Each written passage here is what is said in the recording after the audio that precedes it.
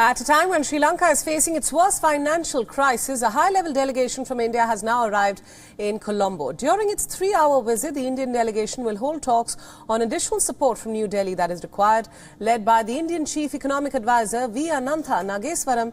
The delegation also includes Indian Foreign Secretary Vinay Mohan Quatra and the Indian Economic Affairs Secretary Ajay Seth. The officials will assess the ground situation related to economic conditions in Sri Lanka.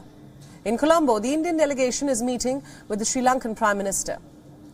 So far, New Delhi has provided around $4 billion worth of assistance to Colombo, including a $400 million swap and a credit line totaling $1.5 billion.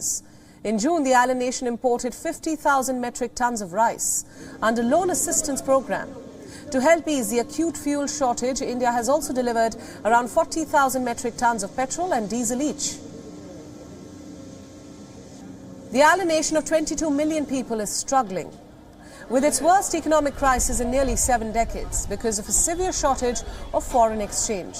It is unable to import essentials, including food, fuel and medicines. After months of shortages of food, fuel and electricity, the Sri Lankan Prime Minister told lawmakers that the debt-laden economy has collapsed. Wickremesinghe became the Prime Minister just over a month ago and is also the country's finance minister.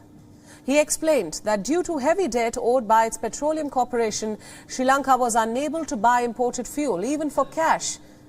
The comments underscored the country's dire situation. An interim budget will be presented in August, and before that, Sri Lanka will call China, India and Japan to a donor conference to gather more foreign assistance. It is no easy task to revive a country with a completely collapsed economy, especially one that is dangerously low on foreign reserves. If steps had at least been taken to slow down the collapse of the economy at the beginning, we would not be facing this difficult situation today. But we lost out on this opportunity. We are now seeing signs of a possible fall into the very bottom. However, we must come out of this situation. If not, we will not be able to seek solutions to any other issue in the country. Sri Lanka's government is due to release the first quarter GDP data today. The publication was delayed amid mounting economic woes and social unrest. In April, Sri Lanka suspended a payment on $12 billion of foreign debt. It is now seeking around $3 billion from the International Monetary Fund. And for more details, our correspondent Dasuni Athara has sent us this report from the capital, Colombo. Take a look.